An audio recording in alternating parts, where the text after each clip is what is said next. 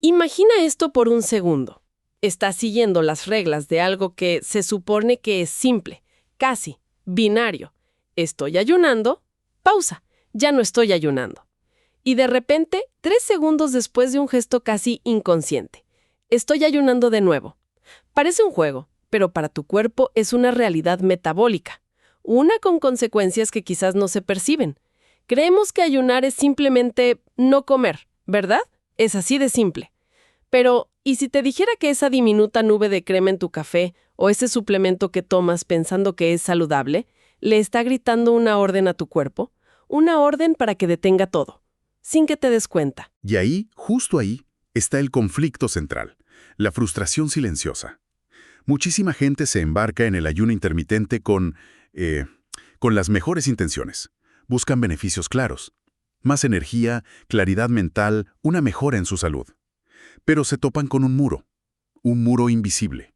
Se sienten estancados, frustrados, porque a pesar de la disciplina, del esfuerzo, algo no funciona. Es esa sensación de, lo estoy haciendo todo bien, ¿por qué no veo los resultados? El problema es que hay variables ocultas, casi invisibles, que sabotean todo el esfuerzo. Totalmente. Y hoy, bueno, no vamos a dar una fórmula mágica. Vamos a ofrecer algo mucho más valioso: claridad. En esta conversación vamos a sumergirnos en los 5 errores más comunes y contraintuitivos que la gente comete al ayunar. Son errores que suenan tan básicos que la mayoría los pasa por alto. Y la promesa es que al terminar no solo se va a entender qué hacer, sino por qué se está haciendo.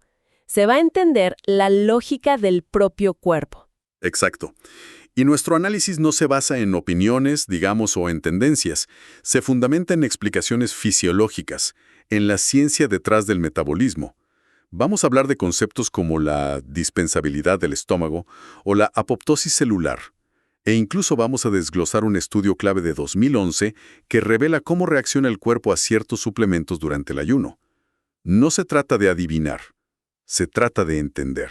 Perfecto, pues vamos a desempacar esto. Empecemos por el primer error, que curiosamente ocurre justo cuando terminas el ayuno. Suena simple: no comer suficientes alimentos saludables. Pero no es falta de voluntad, no, hay una razón física. Así es. El concepto clave aquí es la dispensabilidad del estómago. Pensemos en el estómago como si fuera un músculo. Cuando ayunamos por varias horas, naturalmente se encoge, reduce su capacidad.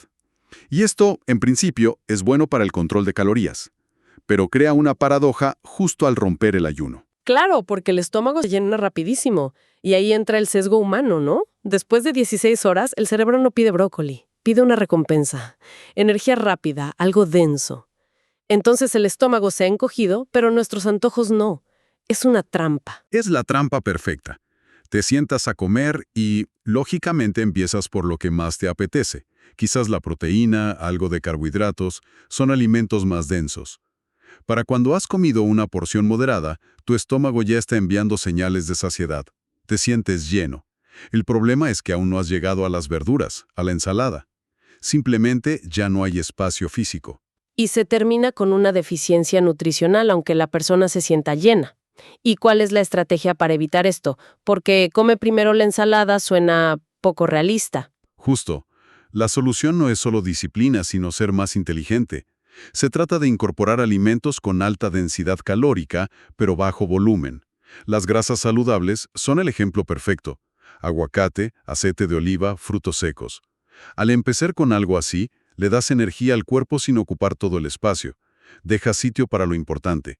Porque la meta no es solo la restricción, es la nutrición. Entendido. La primera comida es una jugada de ajedrez. Pero para mucha gente, la primera batalla no es la comida, sino la bebida de la mañana, el café. Asumo que el café negro solo está bien, pero el peligro está en lo que le añadimos, ¿verdad? Ese es el segundo gran error, y quizás el más extendido. Aquí es donde la lógica de nuestro cerebro choca con la de nuestro metabolismo.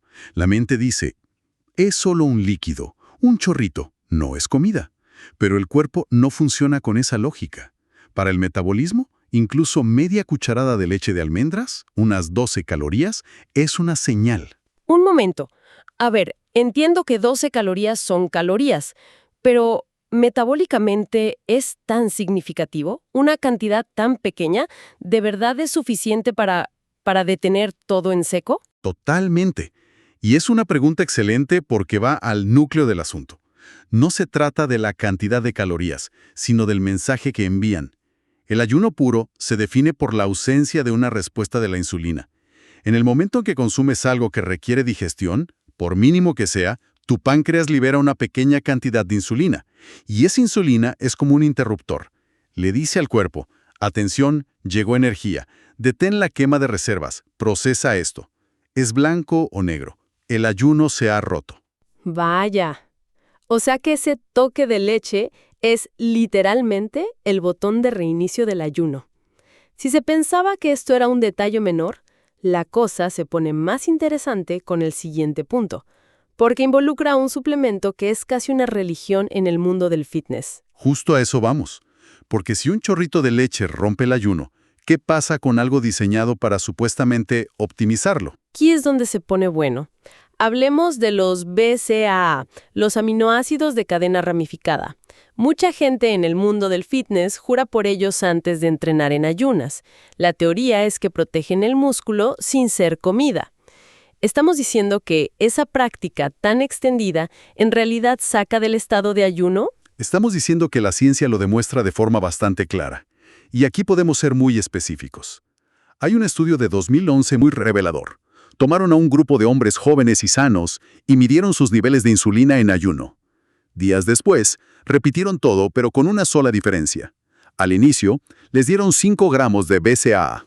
¿Y qué pasó con esos 5 gramos? Que no son nada. Se encontraron lo que el estudio llamó picos transitorios de insulina. Eran picos pequeños, claro, no como los de comer pasta, pero eran innegables. Y como decíamos, cualquier aumento de insulina, por transitorio que sea, es la señal biológica que dice el ayuno ha terminado. Desde una perspectiva metabólica, el reloj se reinició, vuelta a empezar. AM se toma sus BCAA, entrena durísimo y piensa que está optimizando la quema de grasa. Lo que nos dices es que a las 6:01, su cuerpo ya detuvo esos procesos. Exacto. Y es importante aclarar, no hablamos de si te saca de cetosis, que es otro debate. Hablamos del estado de ayuno puro y de la limpieza celular. Reiniciar ese reloj es una cosa, pero hay un error que podría ser peor. Uno que en lugar de solo detener los beneficios, podría hacer daño. Ok, eso suena muy contraintuitivo. Estamos hablando de no beber suficiente agua. Hay que hidratarse, es el consejo más básico del mundo. Pero durante el ayuno, parece que la falta de agua es contraproducente a otro nivel. Mucho más crítico. Durante el ayuno, el cuerpo activa un proceso fascinante llamado apoptosis celular. Esencialmente es el programa de limpieza profunda del organismo. Las células viejas, dañadas, que funcionan mal, son programadas para autodestruirse de forma ordenada. Es un proceso de renovación fantástico. Suena increíble, como si el cuerpo sacara la basura. ¿Dónde está el problema entonces?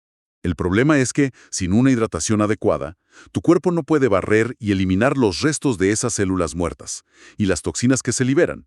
Es como si los equipos de limpieza dejaran todas las bolsas en la acera, pero el camión de basura nunca pasara a recogerlas.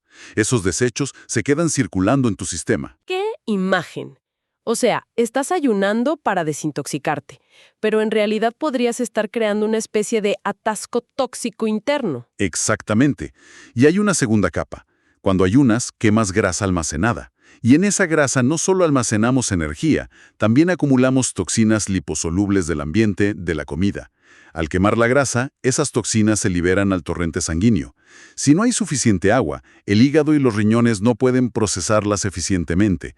El resultado es que, literalmente, ayunar para limpiar puede terminar en una reintoxicación. La regla debería ser beber incluso más agua en un día de ayuno que en un día normal. Sin duda alguna.